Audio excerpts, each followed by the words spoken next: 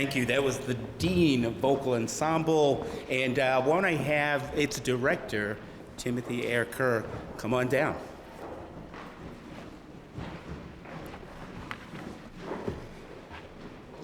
That was great. So, and there'll be some more songs, but why don't you give folks, because I think it's really important for these kinds of occasions, give people a sense as to why these songs were selected. And so what about this song that we just heard? So, sort of interesting about this one. Oh, there it is. I actually didn't specifically choose this song. When I mentioned to our archivist, Sarah Lindblom, that we were starting a vocal ensemble at Dean, she came to me so excited with an archival recording of a choir at Dean College singing in this room. Not a specific date, we don't know who the people were, but we know that it was the early 1960s, that they were in this room singing that song specifically. And I thought, oh my gosh, this is like a dream. We have to sing it in the space, and I feel like the date range doesn't feel like a complete coincidence. The way Ken said it, that it was maybe the universe willing it, and even enlightened me to a particular connection. Howard Thurman, who was an activist and a mentor to Martin Luther King, when he was visiting India, Mahatma Gandhi specifically requested that he sing him this song. And so, I think it's important to sort of remember, too, that anytime we sing a spiritual, that there was an author to that spiritual. We just don't know their name. And so the connections became so clear that I like to say I didn't choose that song. So thank you so much, Ken. Thank you, Tim.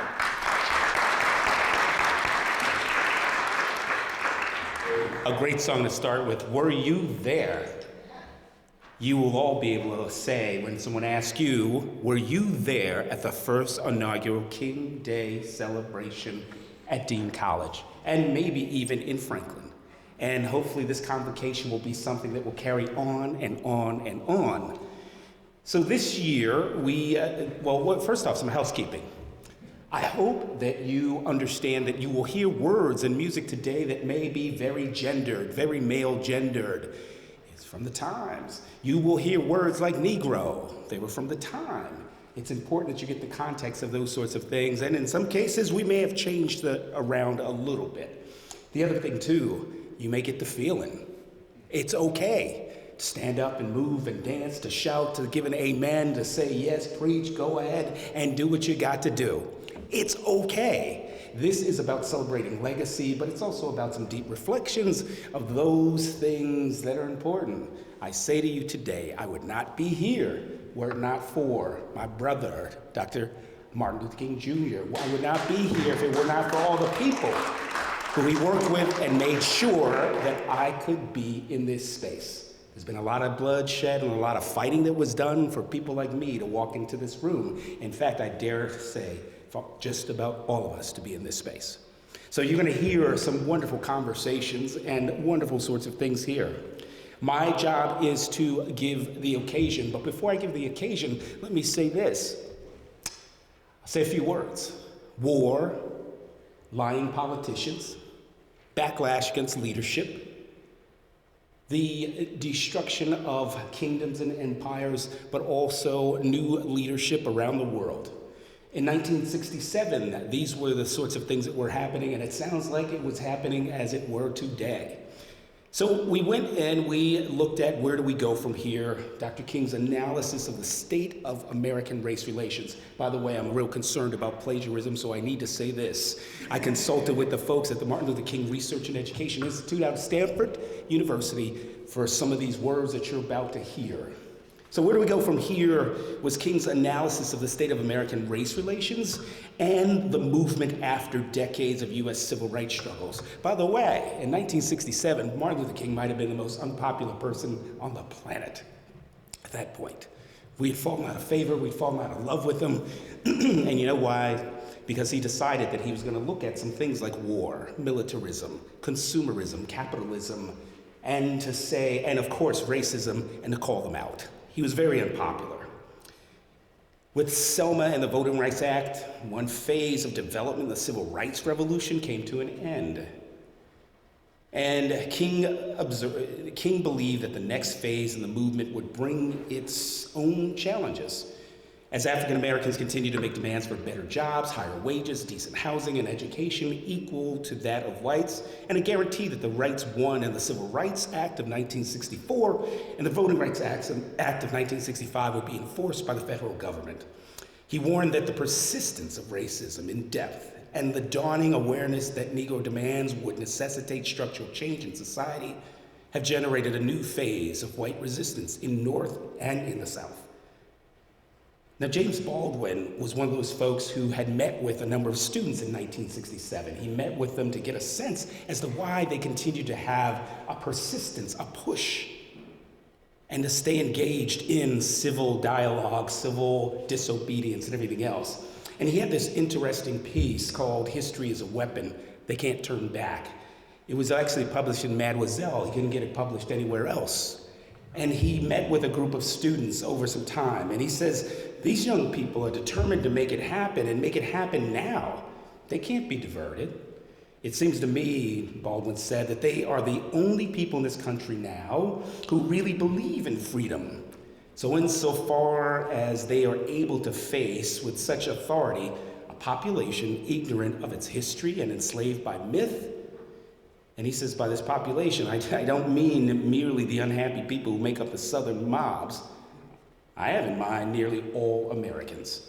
And these students prove unmistakably what most people in this country have yet to discover, that time is real.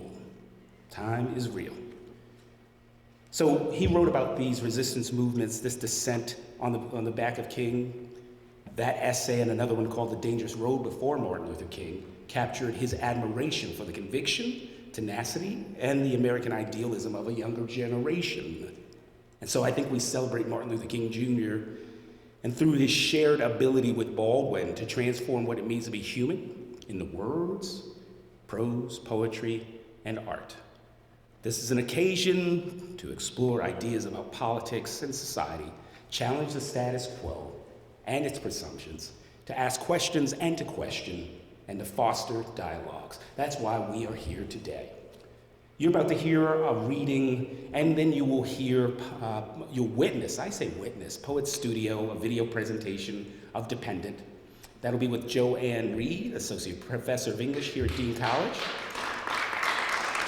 And also Greg Siebert, Assistant Professor of Media Studies and Communications Program Coordinator at Dean College.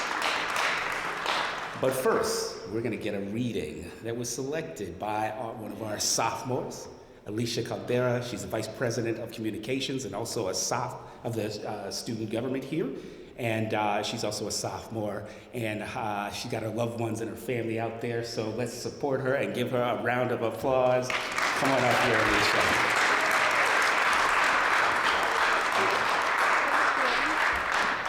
Well, thank you, President Elmore. Good evening, everyone. As President Elmore said, my name is Alicia Caldera, and today I'm going to be reading a piece that I chose because I believe that it portrayed how we should convey ourselves and how we should be living in this world that we live in today, and that love is above all else, and that's something that we should all live by.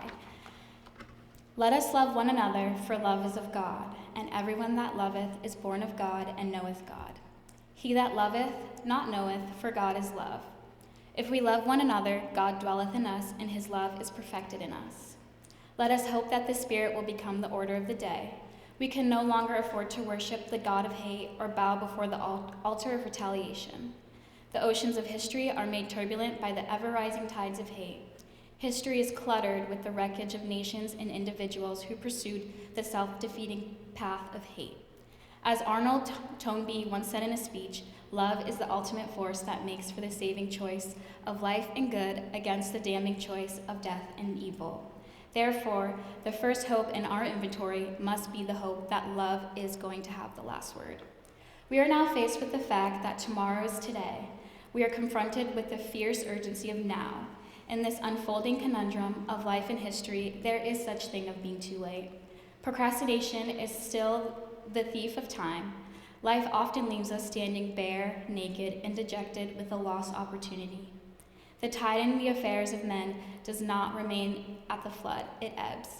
We may cry out desperately for time to pause in our passage, but time is deaf to every plea and rushes on. Over the bleached bones and jumbled residues of numerous civilizations are written the pathetic words, too late. There is an invisible book of life that faithfully records our vigilance or our neglect. The moving finger writes, and having writ, moves on.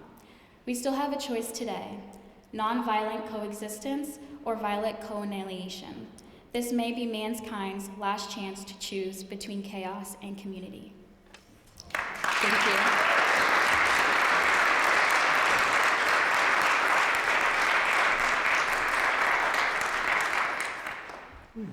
Can everyone hear me all right? I feel so much taller. All right. Well, the piece that you're going to see tonight is called Dependent, and it's part of a collaboration that I did with Greg Siebert. Greg, I just saw you in the audience. There you are, right there. And it's something that I've been wanting to do for a long time, bringing, more than one medium together as a form of expression through poetry, and how can we get students and faculty and staff, into a studio to be able to express themselves and, utilize what we have on campus to build our creative communities. So this is a poem that I have read in the past. We used it as a pilot to build this video poem. And again, I'm ever grateful to you, Greg, for assisting with me, collaborating. You've been wonderful. I'm just going to read a very quick paragraph related to the poem. This is from an interview from the Ocean State Review out of Rhode Island. I was asked to be a featured writer, an interview. And this is about this poem. And it's one of those situations where the plan was to have a couple of writers, and then all of a sudden the editor maybe sees something they're interested in and says, no, it's just going to be you, and here's 5 more paragraph-length questions for you. And I start to feel like my students. I'm like, I do ask a lot of very long questions. Okay, so this is simply about the poem. Sorry, I just lost my place.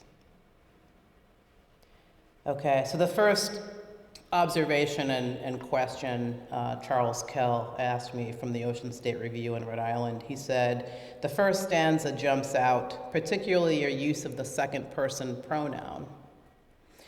This use winds throughout the poem. Can you touch upon the use of second person and how that opens up the poem in different ways?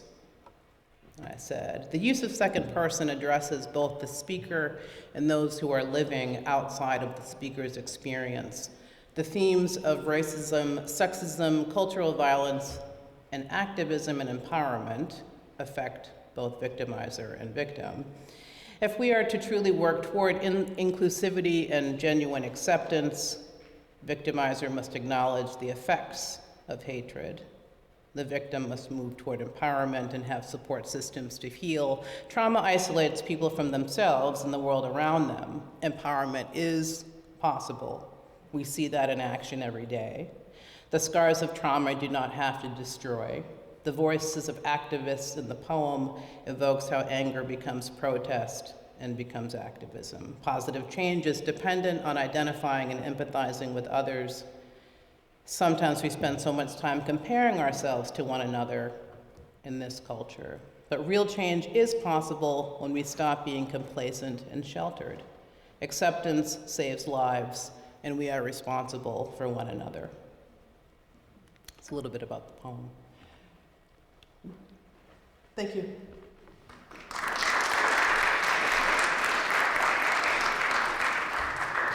So I'll be very brief. I wanted to thank President Elmore and Jen Kelly and everybody that has had a role in organizing this event to invite us to be able to screen Dependent. Joe and I had this original idea. It was really our dream. to be able to place a voice to poets, spoken word, for our students, for our faculty, our staff, and also hopefully for the Franklin community too. So this is somewhat of a pilot that you're going to see.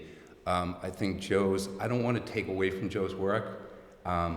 It was utterly a fantastic experience to work with Joe and to be able to go ahead and put music and imagery to basically her poem and to be able to have a chance to be able to hear her words. And those are everlasting and they will stay with us for a very, very long time. So thank you, Joe.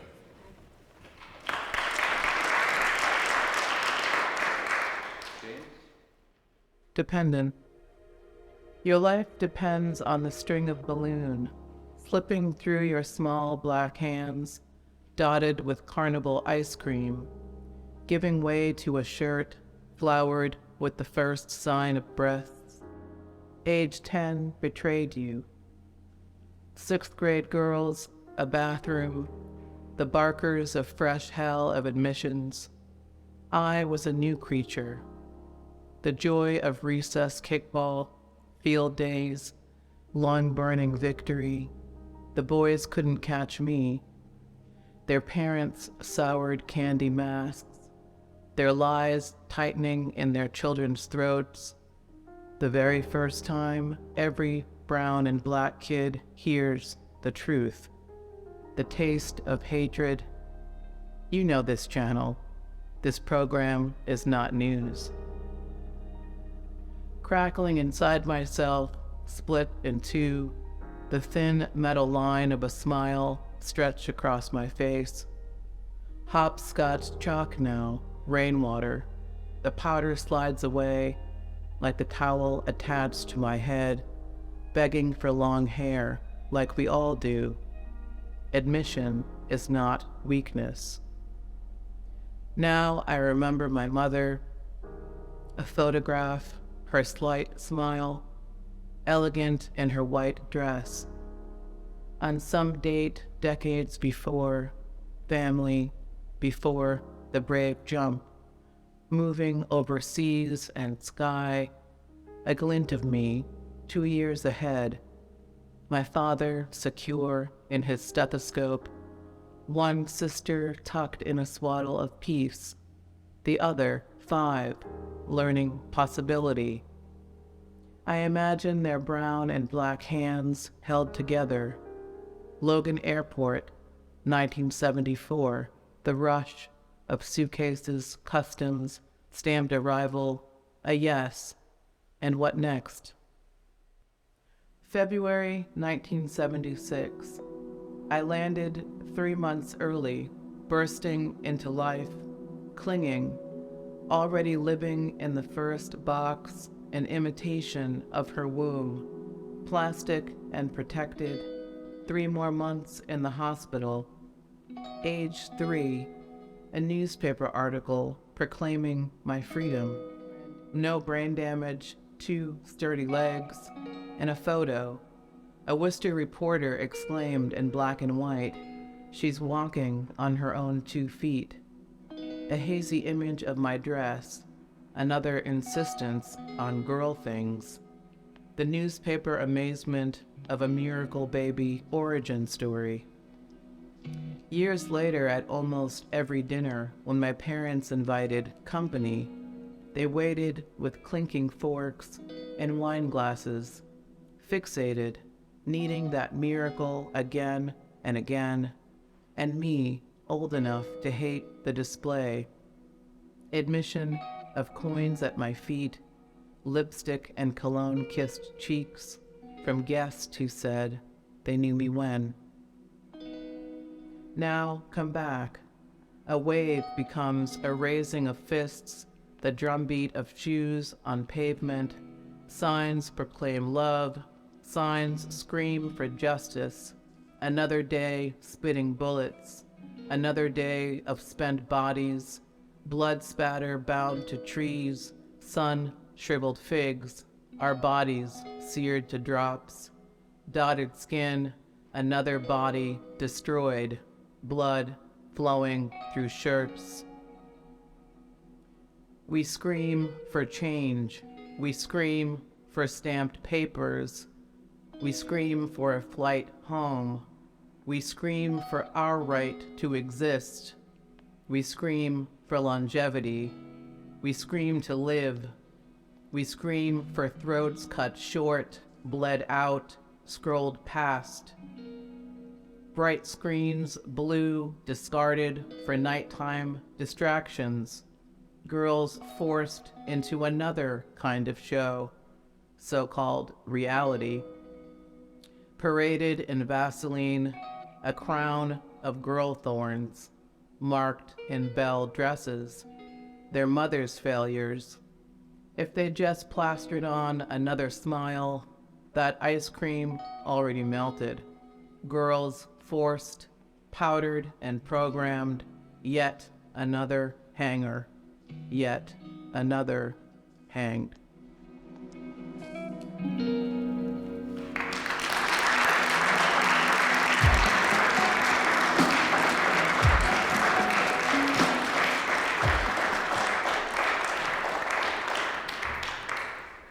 I want to make sure to welcome all of you who may be joining us via the internet and also through Franklin TV. So glad to have Franklin TV here as well. Give them a round of applause.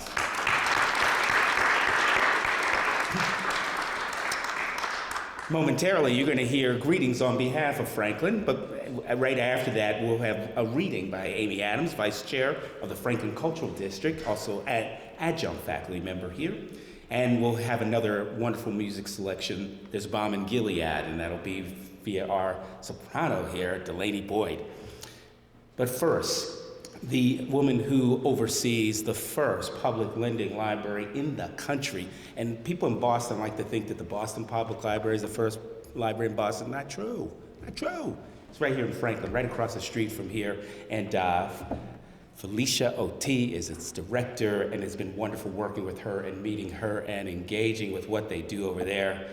The director of the Franklin Public Library, America's first public library.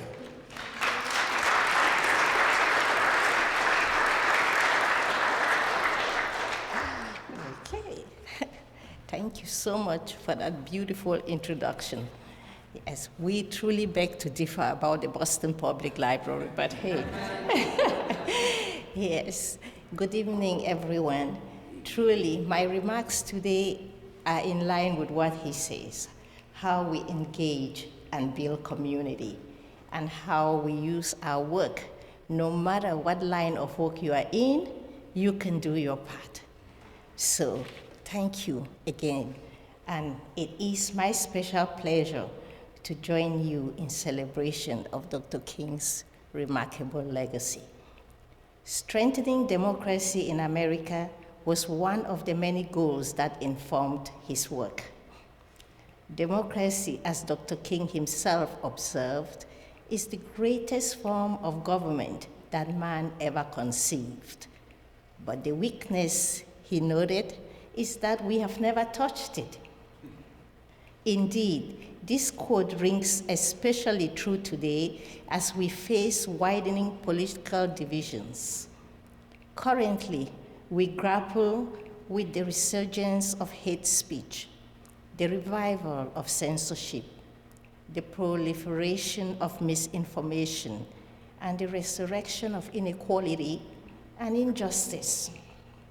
In times such as these, Dr. King's goal of strengthening democracy seems unattainable, his legacy forgotten, and instead replaced with despair and dissent. But we must not let the fractured political landscape deter us from taking incremental steps towards a more perfect union. Public libraries are the bastion of democracy. They were birthed and driven by the timeless ideals of an informed electorate, of equality and freedom for all. Non-partisan, data-driven, free, and open to all, public libraries ensure that access to information is for everyone. They promote education, champion literacy, combat misinformation, strive for inclusiveness, and are at the front lines of the fight against censorship. These values shape how the library approaches all of its work, how we collaborate, and how we engage with policymakers and our partners. Thank you, Dr. Elmer, for inviting me to be a part of this event. Thank you for your exceptional leadership at this time when the need for openness to new ideas is greater than ever. Your work to remove barriers from Dean College and the community brings new purpose and inspires a collective determination in all of us. This determination enables Dean, the town of Franklin, and the library to better fulfill their collective missions. It enables all of us not just to build a better community here in Franklin, but to strive towards a more perfect union. Thank you all.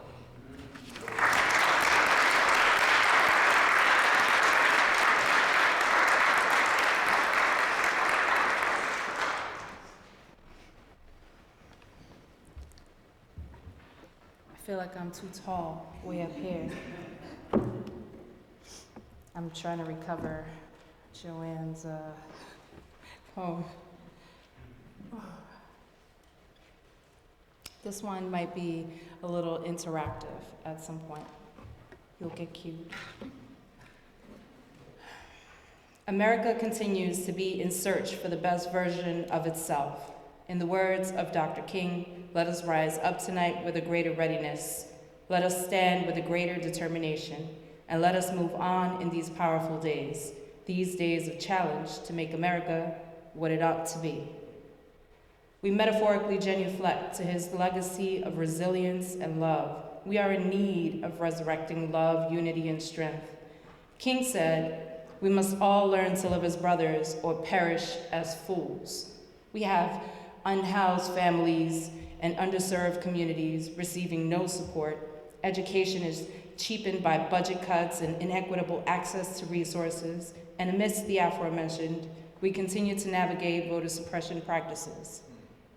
Mi abuela would say, una mano se lava la otra, and that means one hand washes the other. We need each other. I'll share a quick story that I heard, and maybe you all heard it too. Bear with me. A beloved teacher had a student sit in a circle one day for class. He had directed them to sit and shut up and not move, otherwise they would fail. The teacher did not typically speak this way to his students, so all in shock, they sat. He put a fish bowl in the center of the room, removed the fish, setting it onto the table, and walked out. All of the students did as directed and remained seated, horrified, watching this fish gasp for air for what seemed like an eternity. One student finally rises up and puts the fish back in the bowl to help it survive. The teacher then walks back into the room and asks why no one else had tried to save the fish. He had said to them, look what they have done to you. They have conditioned you. Do you see what happens when you sit down and shut up? My community, we cannot sit down and shut up. We cannot settle and be silent. We cannot relax and hope it goes away. We must rise. We must activate a sense of urgency for togetherness and lift each other up. King said, justice is love, correcting that which revolts against love. We are failing our youth and our future when we say that we want change and we do nothing. Those of us who look the other way at the sight of injustice and not speak up are complicit to that injustice. We can cower or we can rise. The legacy of Reverend Dr. King is a force because it empowers people, strengthens unity, and is courageous by love. We can all make change. We can resist without violence. Let us love and not war. It was Coretta who led the Poor People's Campaign with Ralph Abernathy the Mother's Day after King's assassination. It was Dolores who shouted, "Si se puede," with Cesar Chavez and protested for the rights of the migrant workers. Do not watch the fish die. This is where you all can participate. Rise.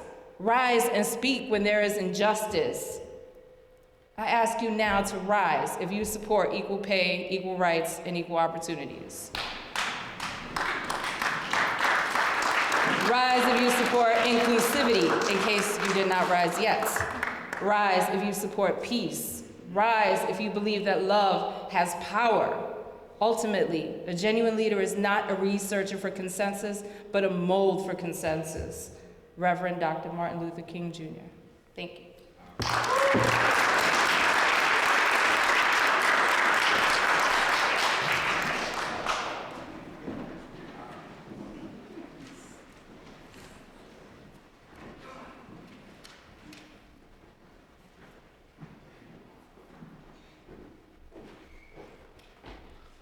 Before we turn everything over to Delaney, who's going to sing a song for us, I just want to briefly introduce this selection and speak a little bit about sort of my thought process for some of the other songs and that were chosen for the program. And one of my biggest inspirations in trying to, pick music for this is, maybe it's not a little-known fact, but some people may not know that Coretta Scott King was a classically trained soprano who studied at New England Conservatory. And like many students at New England Conservatory, she lived in Jamaica Plain and commuted in. And it's just, wild to think about such a grand historical figure walking the same sidewalks that, myself and so many of my other colleagues walked. And a particular event from history, the September 15th, 1963 bombing of the 16th Street Baptist Church in Birmingham, Alabama. And what Coretta Scott King's response to that was, at the memorial service, she sang, "There is a balm in Gilead to heal the sin-sick soul." And so, as we think about justice and what that means, I'd love to think about healing as well. So, soprano and dean freshman Delaney Boyd is going to sing for us.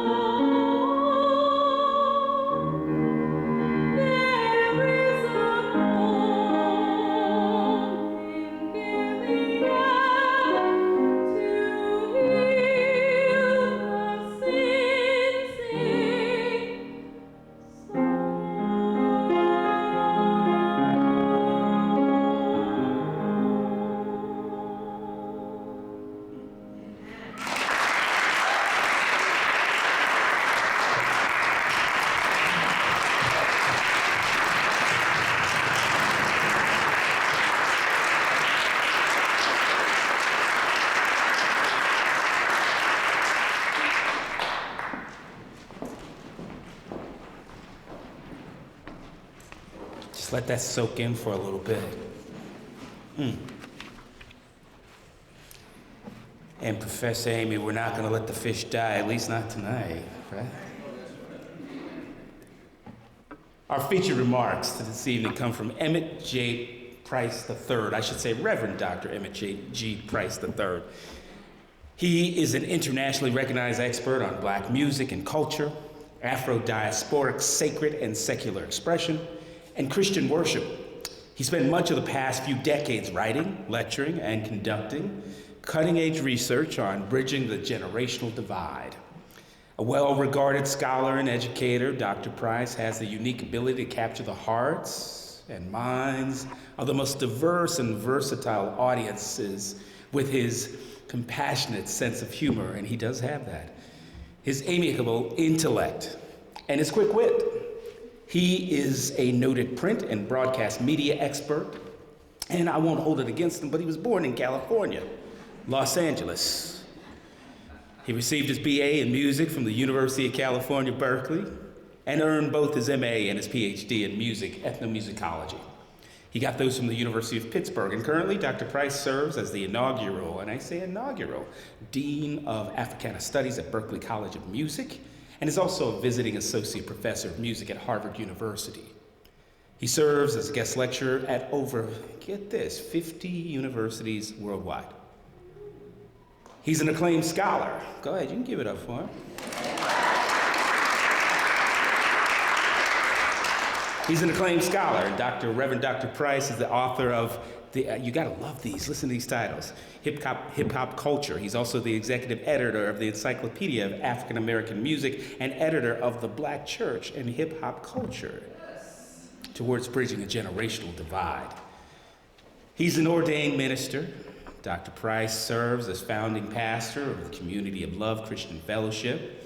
And Dr. Price is a respected civic leader, an arts advocate, currently serving as the chair of the board of directors of the Emmanuel Gospel Center. And he's also chair of the board of trustees of the Boston Landmark Orchestra and a member of the board of directors of the Institute for Contemporary Arts in Boston. Emmett is a friend. We go way back. He's a brother, he's a friend. We have spent many a time, especially over the last 3 years, over Zoom, regaling, crying, giving each other a whole lot of love, and he puts a lot of love into the world. I thought that the inaugural dean should be at the inaugural convocation and give you words that will excite.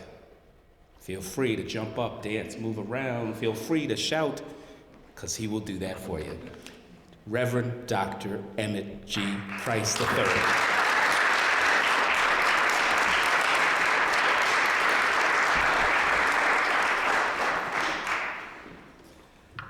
All right. I'm going to make myself comfortable. Is that all right? I don't want to be that tall. I'm going to just move this here. And I want to suggest to you that if you hear the tonality of my voice change, it's just me being passionate. I'm not here to preach tonight. It's just me being passionate about the subject matter that we are here to talk about. I do want to do one thing here. And I do want to say to Professor Timothy Ayer Kerr, what a phenomenal job you were doing. Thank you for...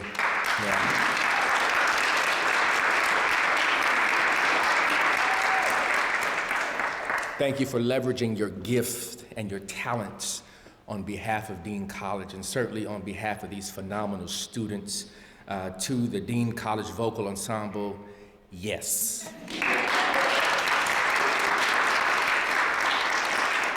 All that, yes, yes. To Alicia, Dean College is in good hands with you on the student government.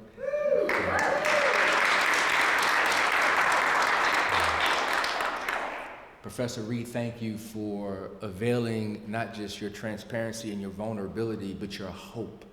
And thank you for sharing a personal narrative in a way that invites us in to the possibilities of a better day. That was powerful.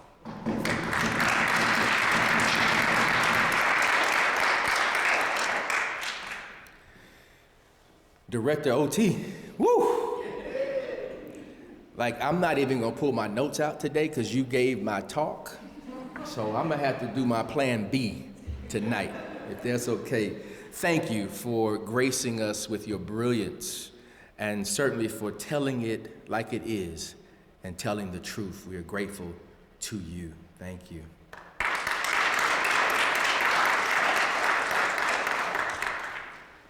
Professor Adams. Yeah.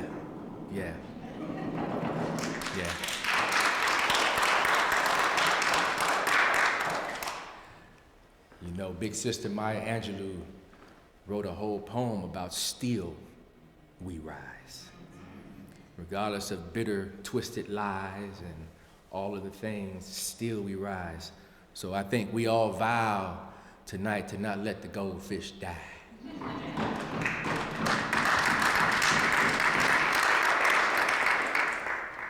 And Delaney, where's Delaney?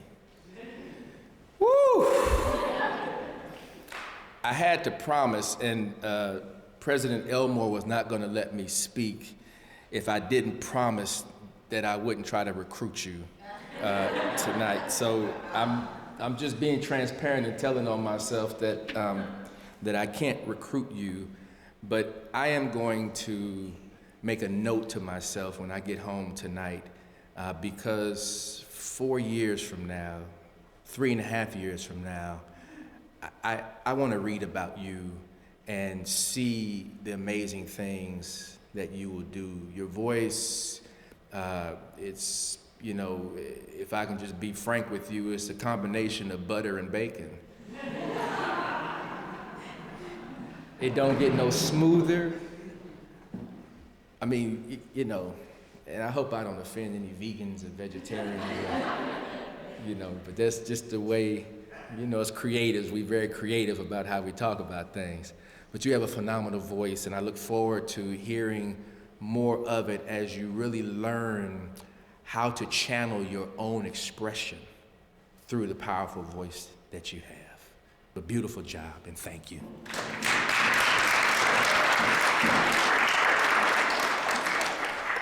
President Elmore, man, I can't tell you how proud of you I am, and on behalf of so many of our beloved friends and family members, just to watch you do what you do, the way that you do it, despite the challenges, despite the tensions, despite the battles, you always stand tall, you speak honestly, and you lead courageously. And so I want to thank you for the transformation that you are leading, not just at Dean College and not just in Franklin, but literally in higher education.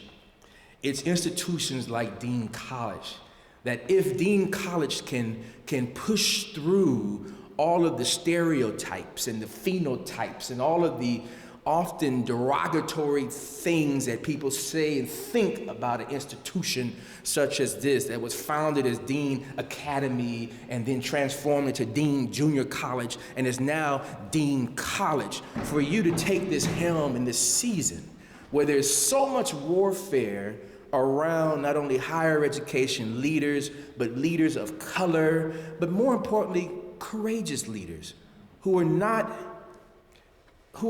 the kind of people to just do what everybody else is doing.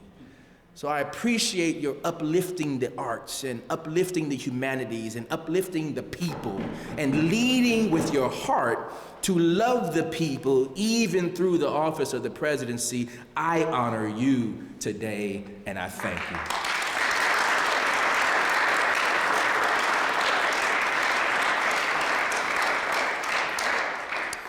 To my dearest friend, Miss Catherine Kennedy. Yes, indeed. Y'all better not mess with her. It sounds like you already know that. But I'm so just grateful to how you have mentored so many of us over the years and looked out for those of us coming along the way, and just a gentle nudge and a kind and honest word to help us to mature and to grow even as we sit in very powerful seats and we do very powerful and very public work just to know that you are by our side. I thank you on behalf of myself and so many of my peers for your wisdom, for your guidance, and for your leadership. Thank you. Thank you.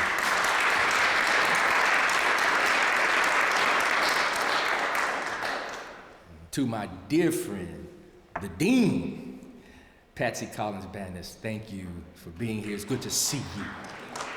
And I am so excited for all the things that you are doing, for the vision that you have of elevating the arts and uplifting your entire division, and more importantly, the people of your division, for leading passionately and courageously. The world's a better place because you're in it, and Dean College is a better place because you're leading. So thank you.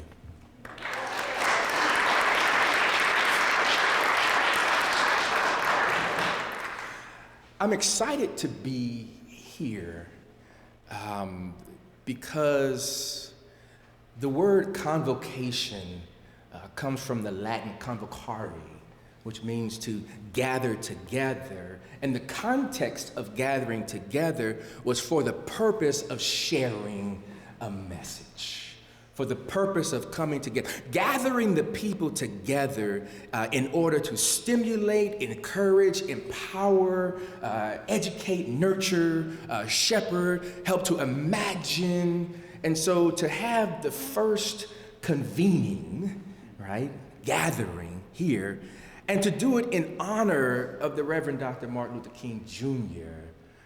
is really, really special, really special. It's not so much about the fact that we're late, it's about that we're on time. Yeah. And I don't mean to scare you, but I haven't worn a watch in about 20-something, maybe about 23 years, because I've learned that I don't want to operate from a punitive situation. I don't want to force myself to think about being late. I want to be present. And if I'm present, then I'm always on time. Right? You like that? They may work for you. You take that with you. You take that with you. You take that with you. As we gather here this evening, and I too want to greet those who are online, and certainly the town of Franklin. Thank you so much for your support of Dean College and certainly of President Kenneth Elmore. But I'm deeply moved by your decision to title this, "Where do we go from here? Chaos or community?" And so I want to spend just a few minutes sharing a little bit about Dr. King. I have a different way of talking about his narrative that may shock people and really upset people, but I think it also draws and invites other people into his life. So I want to do that, and then I want to give a couple of more reflections. President Elmore gave us a glimpse of the importance of this 1967 volume. I want to share that, and then I want to challenge you.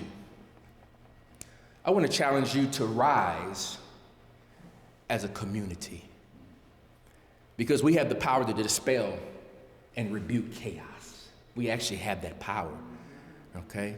So if I was a Baptist preacher, which I'm not tonight, till I get home, those are my 3 points of my little time with you, as it were.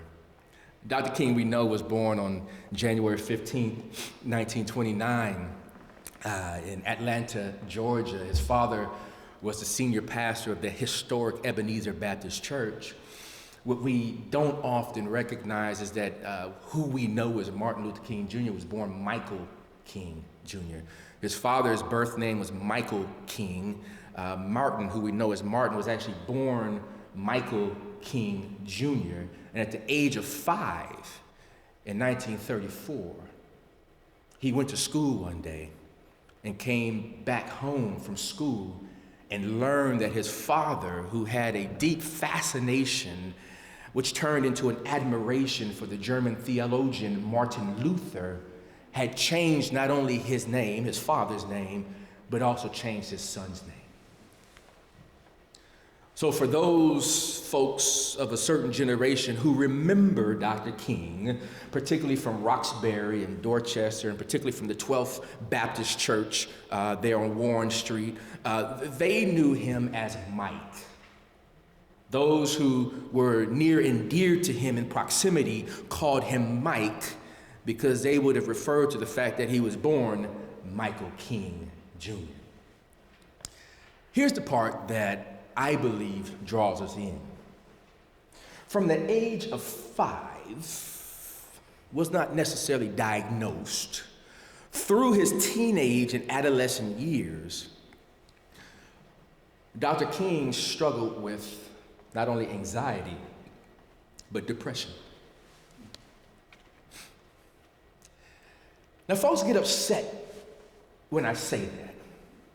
And it's easy for me to say one of the things that I'm trying to do is dispel the stigma of folks who are challenged by mental unwellness.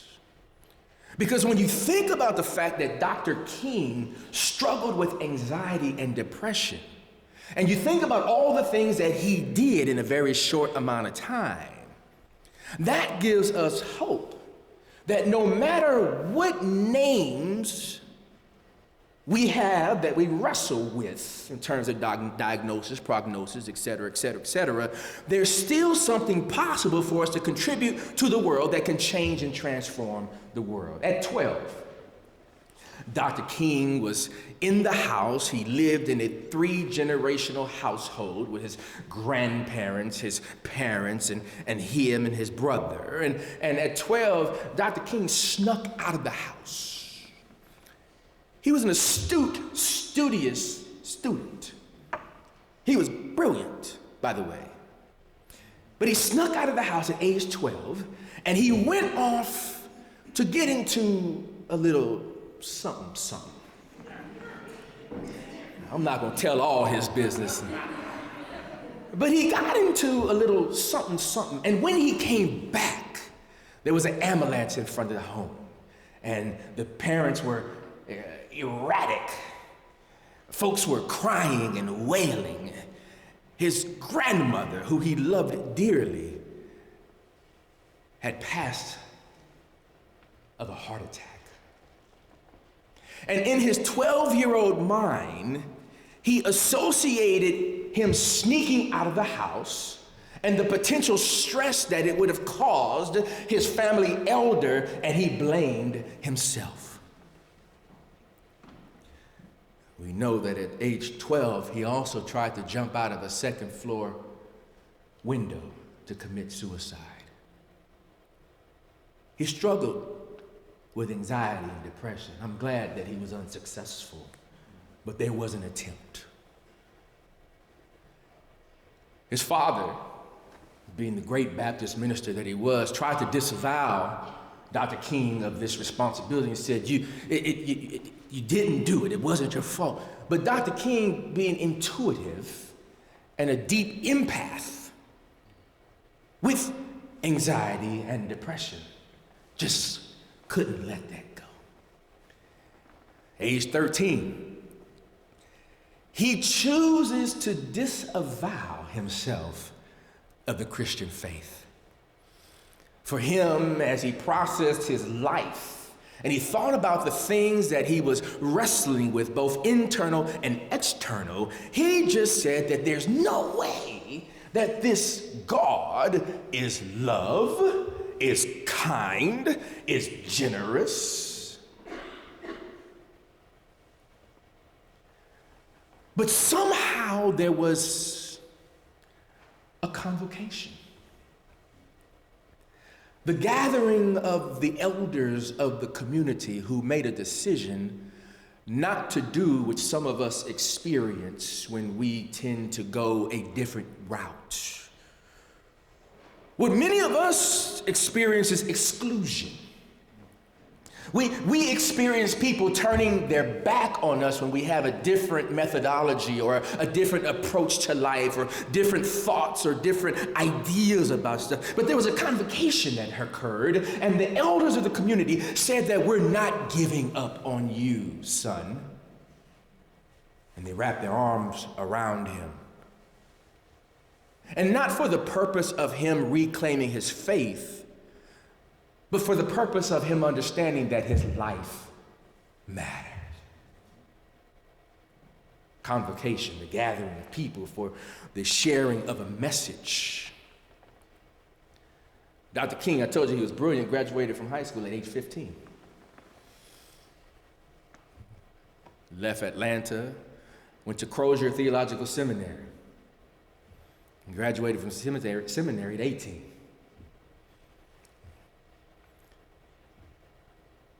Then came to Boston University. Right? And the story about this, again, a convocation, a gathering. His dad, who we often call Daddy King, since they had the same name, his dad had a relationship, a deep collegial relationship with the great theologian and mystic Howard Thurman. Professor Howard Thurman, Chaplain Howard Thurman. And his dad, through correspondence, said, Professor Thurman, I am entrusting, I'm sending, right? We're going to convene the elders and we're going to care for this one. So King comes up to Boston University, and I love the story that my dearly beloved mentor, the Reverend Dr. Michael Haynes, who for many years was pastor of 12th Baptist Church and a colleague of Dr. King. Dr. King's home church when he was in Boston was 12th Baptist, and it was, Dr. Haynes would talk about the fact that he was the one. Now, you know how we get into these lores and, folk tales and, people be telling stories. That he was the one who introduced Mike to Miss Coretta Scott King. The Boston Globe has rerun a story that actually talks about a sister who was one of the employees of the church who actually was the one. So we gonna just let that be. We're not here to correct narratives tonight. We're just here to convene the people, right? So we can share a message, right? And so Dr. King is at Boston University, 1951. And in 1954, 1 year before he completed his doctorate and dissertation, he gets called down to a church in Alabama, Montgomery, to pastor, Dexter Avenue Baptist Church. And so he comes back to defend his dissertation in 1955, and he graduates. And do you know, in 1991, now Dr. King is long gone. He talked about plagiarism. There was a committee convened to review an accusation that Dr. King had plagiarized. Ain't that something? You see, in literature, we have things called tropes, right? In music, we have something called motifs, right? There are these phrases that get repeated over and over, and sometimes they get repeated over time. So as we think about the use of plagiarism to discredit and to disengage people, it's not a new thing, which is why we can't be complicit. We have to rise up when we see it, because history teaches us and shows us signs, right? When you see a sign of something that has happened before, it's an indication that it may follow through into the resulting event. After he was dead, like 1991, like why, right? And so we know about the marches, and we know about 1963, the March on Washington for jobs and employment, right? Which we know is the I Have a Dream speech. But in 1967, and this is after 1964 Nobel Peace Prize, this is after working with Lyndon Baines Johnson and the Voting Act in 1965. This is after that, 1967, he was on FBI's America's Most Wanted list.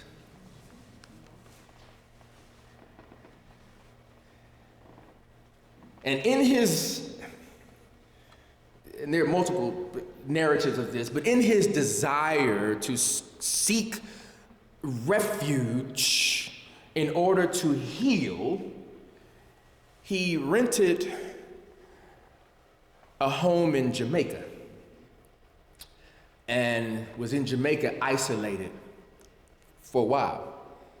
And it's in Jamaica in isolation that he writes, "Where do we go from here? Chaos or community?" And in that book, he reflects on the civil rights movement, from his intimate connection, from the intimate relationships, from the proximity that he had, and he reflected on all of the things that occurred. He reflects on 1965 Voting Rights Act. He reflects on these powerful moments, and he says that in the aggregate, there was more gain than was lost. And he says that because of that, I still have hope. Now here's somebody who's on the America's Most Wanted FBI list. And he says there's still hope. Here's somebody who got shanked. Folks tried to kill him, bomb his home. And in 1967, he says there's still hope. Because in the aggregate, he's seen more progress. And I wonder, I'm gonna just take a pause for a survey. I wonder in your struggle, I wonder in your wrestling match, I wonder in your narrative, in your story, in the aggregate, do you see more hope than the cost, than the weight? Because if you do, that's the call to action to rise. It's not always about knowing what to do. It's not always about having the power to make change. It's just, do you see hope? Do you see possibilities? Do you see glimmers of light? Do you see, if this moves and this changes, then, if you see that?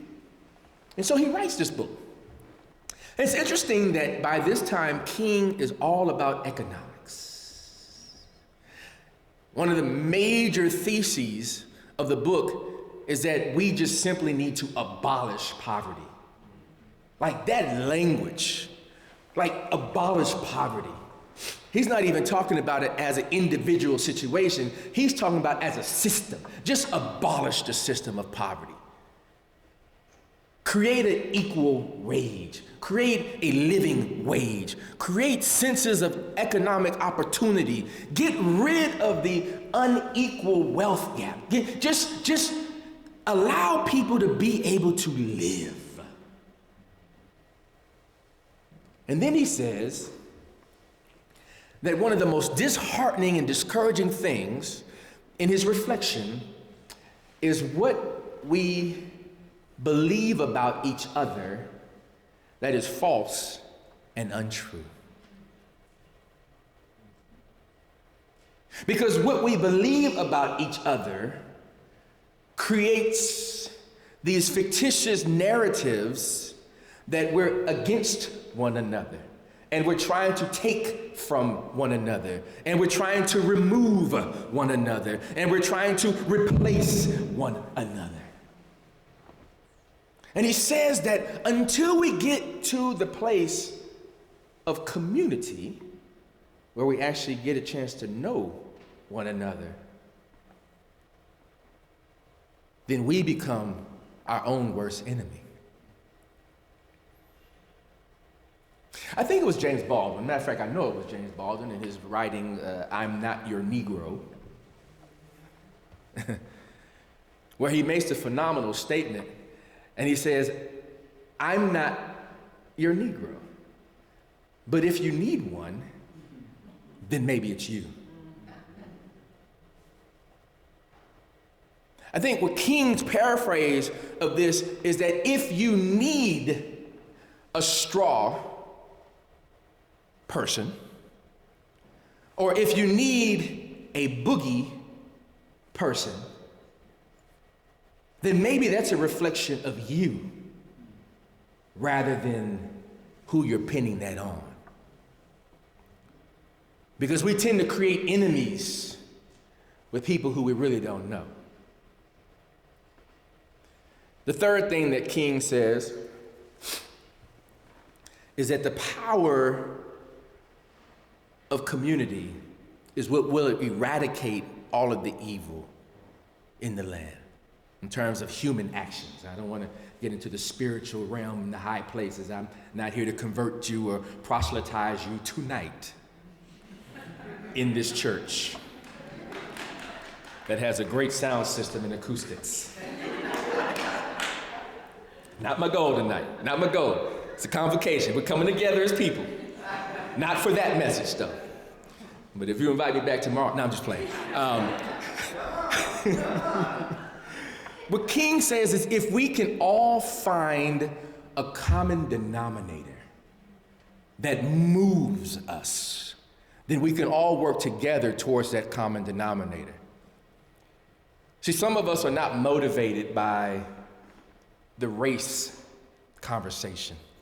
Some of us are not motivated by the gender conversation. Some of us are not motivated by the orientation conversation. Some of us are not motivated, and you can just keep going down the line. Some of us are not motivated by those conversations. But when you talk about the human condition, I think we can get motivated. And I think that's what King was trying to get at. He was trying to dispossess the fact that all the work that he was doing around civil rights was just about black people. That's not what he was saying, that's not what he was doing, but that was the perception. What he's saying is that if you don't stand for something, you'll fall for anything. And I think, Dean College, I think you are primed for a moment.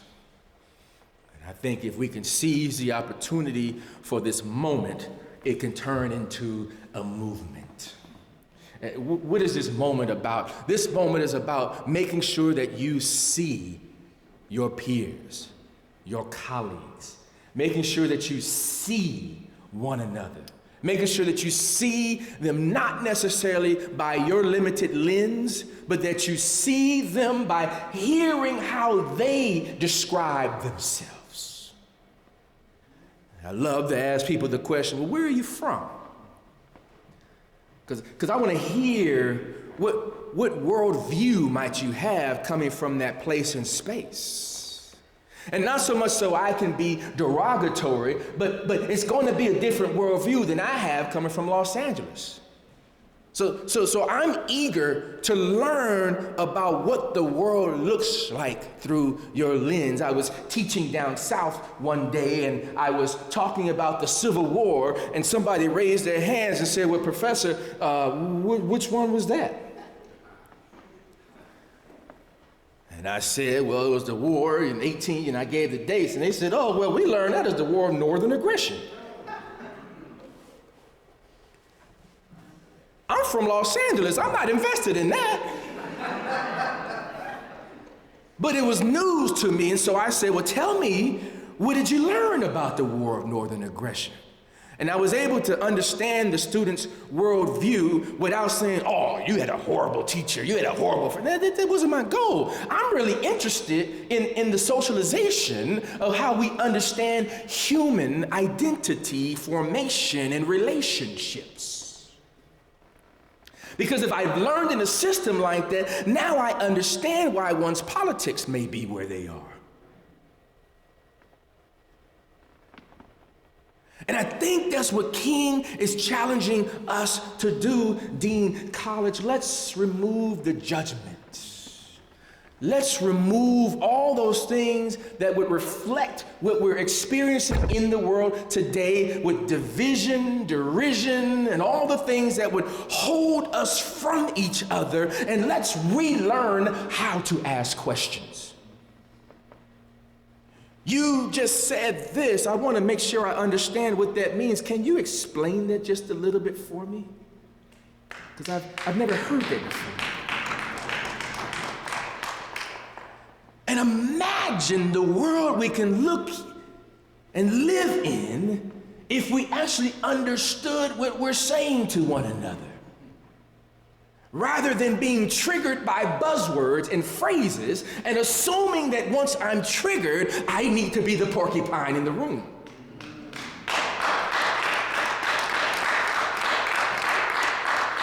And I believe it can happen here. A couple years ago, I had the great privilege to go down to Congress. I don't even know what verb I want to use, but it was made clear that I had to go. This was during the Brett Kavanaugh hearings, and I'm not here to be political. You feel whatever you want to feel about that, but Congress was not working in that moment. And little old me, the musician / minister from Massachusetts, was called on to go down and do a reconciliatory workshop for congressional staffers. On the first day, I held them hostage for a half day, held them from eating lunch until we reached our learning objectives for that moment, then they could eat. And then we reconvened and I held them hostage from dinner until we reached our learning objectives. I can be very shrewd and cruel when it calls for it, and I wasn't invited. I was kind of voluntold that I had to go, so I had to work through my own stuff in real time, but I was there, and I was passionate about the responsibilities that I had, and I got the job done. And on day 2, I made arrangements at the new Museum of African American History and Culture just to do the sub-4 floors. And I was able to get Chaplain Black and my other colleague, who was a chaplain for the Senate and the chaplain for the Congress, to walk through the museum with us. And I personally curated. And if you've ever been there, you start subfloor 4, and you walk your way back up to 0.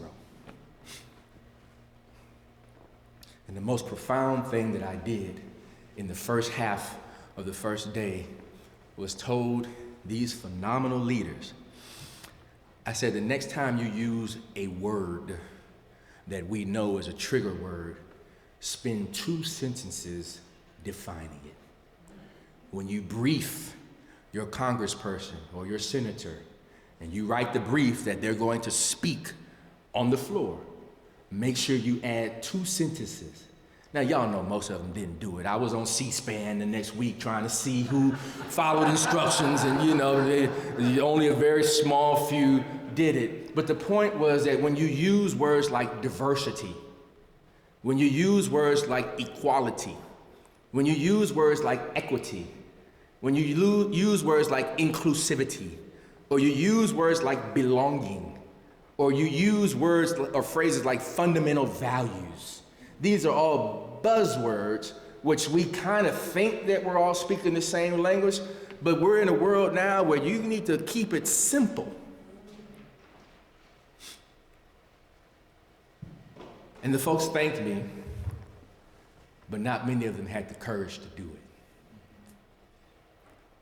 And so tonight, in about 2.5 minutes, I'll be done and you'll thank me, right? Okay, just checking. But the question is, will you have the courage to do the work? Because that's all that matters. See, what makes this inaugural is that we've decided to come together for a message and to do something. What makes it successful is whether we do it. It doesn't matter how many people are here. I'm not worried about audiences. It doesn't matter how many people are online. It doesn't matter how many people watch the rerun of the video, the simulcast, the stream. It doesn't matter. What matters is for anybody who has heard the challenge, will you have the courage to accept the responsibility? And I'm believing that Dean College will be one of these epicenters in the world that can stimulate serve as a catalyst for transformation. I wish you well. I so thank you for the invitation. It's so wonderful to be with you. I appreciate you all. I value you all. I deeply respect you. And I'll be watching.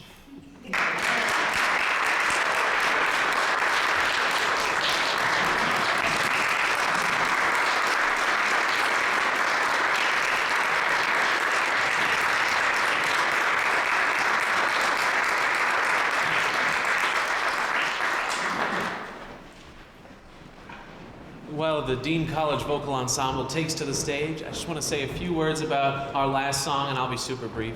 Going back to Coretta, music, wasn't just something that she did. It was central to her activism. So central that she put on a series of what she called freedom concerts.